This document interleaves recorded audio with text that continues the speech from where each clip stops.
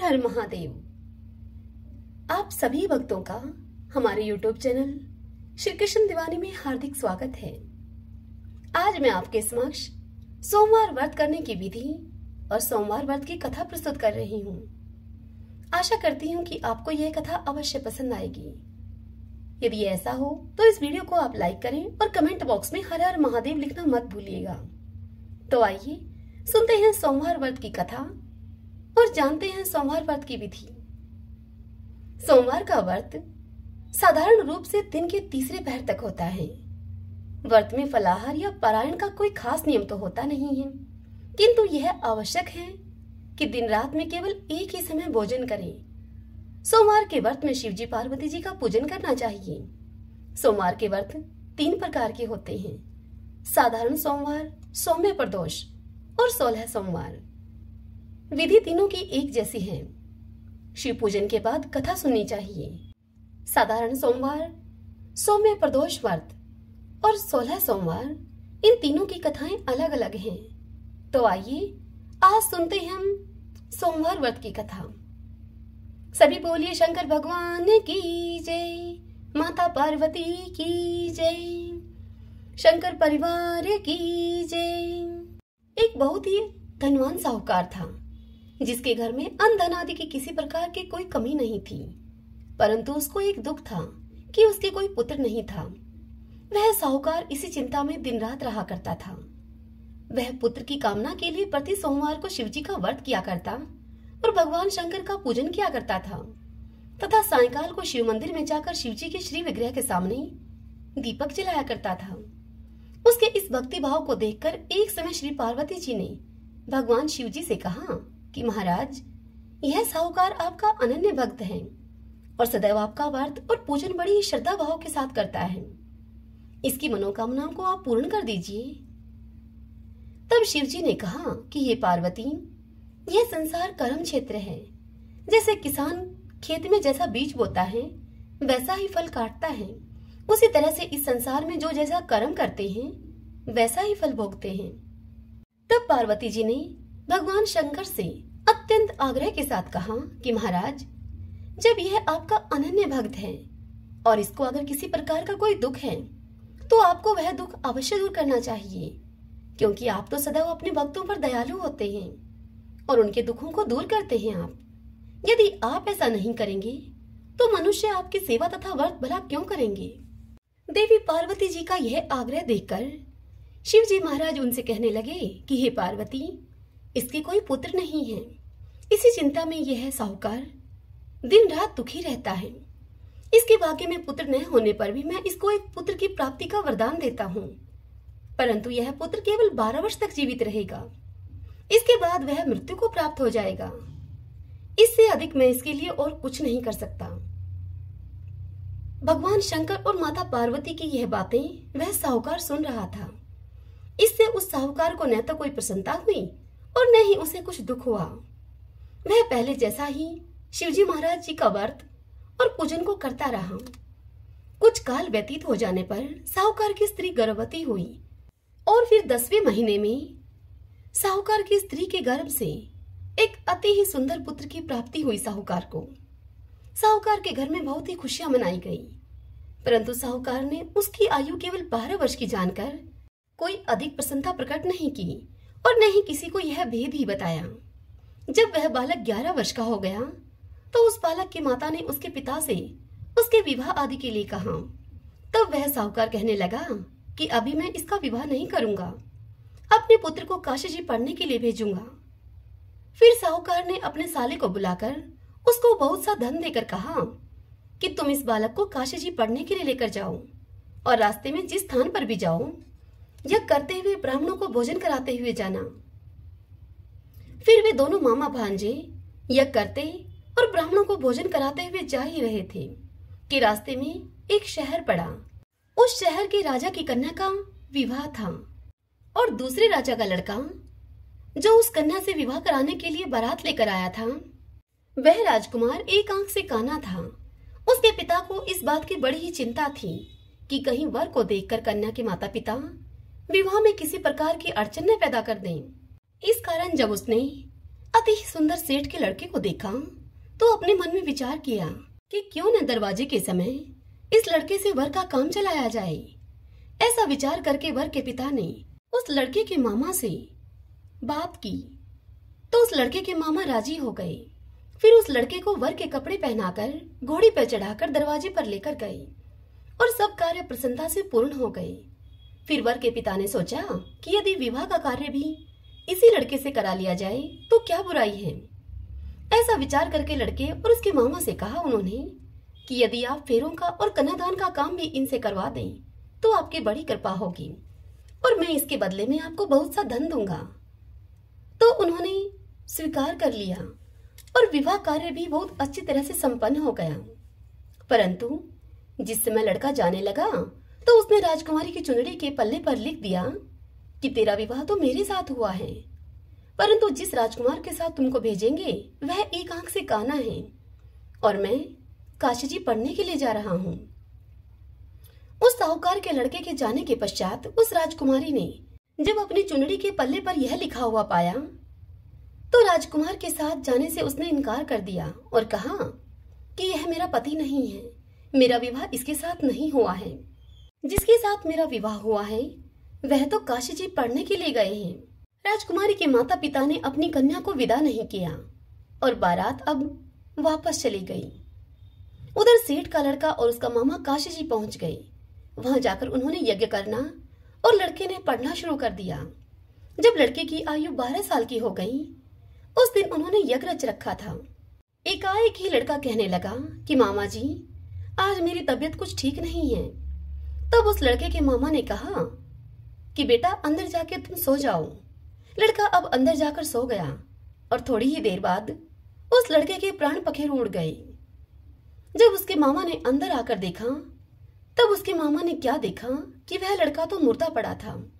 यह देखकर उसके मामा को बड़ा ही दुख हुआ और उसने सोचा कि अगर मैं अभी से रोना पीटना मचा दूंगा तो यज्ञ का कार्य अधूरा ही रह जाएगा। अतः उसके मामा ने सब्र धारण करते हुए जल्दी से यज्ञ का कार्य समाप्त करके ब्राह्मणों के जाने के बाद रोना पीटना आरंभ कर दिया। संयोगवश उसी समय शिव पार्वती जी उधर से जा रहे थे। जब उन्होंने जोर जोर से रोने की आवाज सुनी तो पार्वती जी कहने लगी कि महाराज कोई दुखिया रो रहा है, इसके कष्ट आप दूर कीजिए। जब शिव पार्वती जी ने पास आकर देखा तो वहां पर एक लड़का मुर्दा पड़ा था। यह देखकर पार्वती जी भगवान शंकर से बोली कि महाराज यह तो उसी सेठ का लड़का है जो आपके वरदान से पैदा हुआ था। तब शिव जी कहने लगे कि हे पार्वती इसकी आयु इतनी ही थी सो यह भोग चुका है। तब पार्वती जी कहने लगी कि महाराज इस बालक को और आयु दो, नहीं तो इसके माता पिता तड़प तड़प कर मर जाएंगे। पार्वती जी के बार बार आग्रह करने पर शिव जी ने उस लड़के को जीवन वरदान दिया और शिव जी महाराज की कृपा से लड़का पुनः जीवित हो गया। शिव पार्वती जी अब कैलाश पर्वत पर चले गए। तब वह लड़का और मामा उसी प्रकार से यज्ञ करते ब्राह्मणों को भोजन कराकर अपने घर की ओर चल पड़े। रास्ते में वह उसी शहर में आए जहां पर कि उसका विवाह हुआ था। वहां आकर उन्होंने यज्ञ आरंभ कर दिया तो उस लड़के के ससुर ने उनको पहचान लिया और अपने महल में ले जाकर बड़ी ही उनकी खातिरदारी की। साथ ही बहुत सी दास दासियों के सहित आदर पूर्वक अपनी लड़की और अपने जमाई को विदा किया। जब वह अपने शहर के निकट आए तो उस लड़के के मामा ने उस लड़के से कहा कि बेटा मैं पहले तुम्हारे घर जाकर खबर देकर आता हूँ। और यह कहकर उस लड़के का मामा चल पड़ा।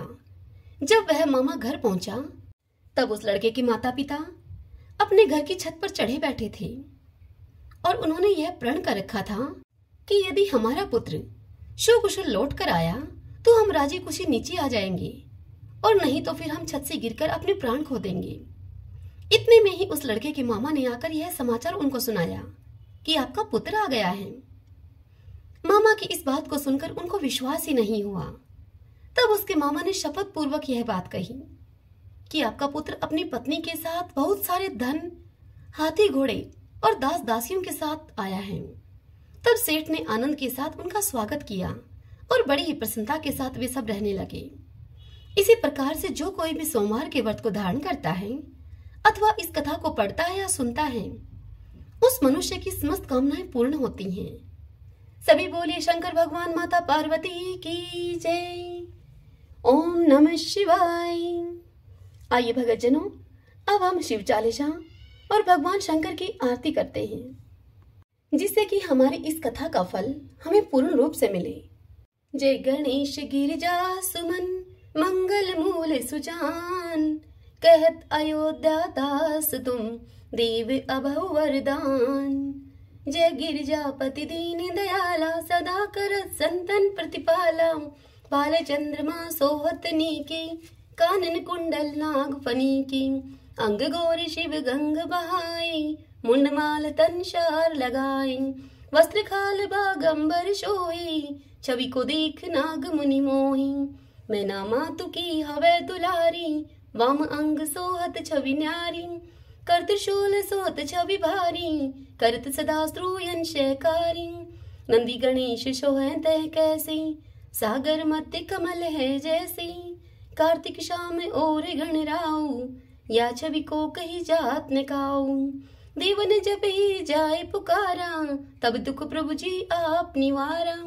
किया उपद्रव तारक भारी, देवन सब मिली तुम्हें जुहारी। तुरत षडानन आप पठायो, लव निमेष में मारी गिरायो। आप जलंधर असुर सहारा, सुयश तुम्हारा विदित संसारा। त्रिपुरासुर सन युद्ध मचाई, तब कृपा कर प्रभु लीन बचाई। किया तप ही भगीरथ भारी, पूर्व प्रतिज्ञा ताशु पुरारी। दानिन में तुम सम को नाही, सेवक स्तुति करत सदाही। वेद माही महिमा तुम गाई, अकत अनादि भेद न पाई। प्रगटी उठती मथन में ज्वाला, जरत सरासुर बहे बिहाला। किनि दया तय करी सहाई, नीलकंठ तब नाम कहाई। पूजन रामचंद्र जब कीना, जीत के लंक विभीषण दीन्हा। शश कमल में हो रहे धारी, किन परीक्षा तब ही पुरारी। एक कमल प्रभु राख्यो जोई, कमल नयन पूजन चै सोई। कठिन भक्ति देखी प्रभु शंकर, भय प्रसंधि ये इच्छित वर। जय जय जय अनंत अविनाशी, करत कृपा सबके घटवासी। दुष्ट सकल नित मोहि सतावई, भ्रमत रहो मोहि चैन न आवई। त्राहि त्राहि मैं नाथ पुकारो, यह अवसर मोहि आन उबारो। लै त्रिशूल स्त्रुवन को मारो, संकट से मोहि आन उबारो। माता पिता भ्राता सब कोई, संकट में पूछत नहीं कोई। स्वामी एक है आस तुम्हारी, आए हरू सब संकट भारी। धन निर्धन को देत सदाही, जो कोई जांचे सोई फल पाही। स्तुति के विधि कर तुम्हारी, शमुनाथ अब चूक हमारी। शंकर हो संकट के नाशन, मंगल कारण विघ्न विनाशन। योगी यति मुनि ध्यान लगावई, नारद शारद शीश नवावई। नमो नमो जय नमः शिवाय, सुर ब्रह्मादिक पार न पाई। जो ये पाठ करे मन लाई, ता पर होते है शंभु सहाय। ऋणिया जो कोई हो अधिकारी, पाठ करे सो पावन हारी। पुत्रहीन इच्छा कर जोई, निश्चय शिव प्रसाद ही होई। पंडित त्रयोदशी को लावे, ध्यान पूर्वक होम करावे। त्रयोदशी व्रत कर हमेशा, तन्नई ताके रहे कलेशा। धूप दीप नैवेद्य चढ़ावे, शंकर सम्मुख पाठ सुनावे। जन्म जन्म के पाप नशावे, अंतवास शिवपुर में पावे। कहे अयोध्या दास आस तुम्हारी, जाने सकल दुख हर हूँ हमारी। नित्य नीम कर प्रात ही, पाठ करो चालीसा। तुम मेरी मनोकामना पूर्ण करो जगदीश। मंगसर छठी हेमंत ऋतु, संवत 64 जान। स्तुति चालीसा शिव ही, पूर्ण कीन कल्याण। जय शिव ओमकारा, प्रभु जय शिव ओमकारा।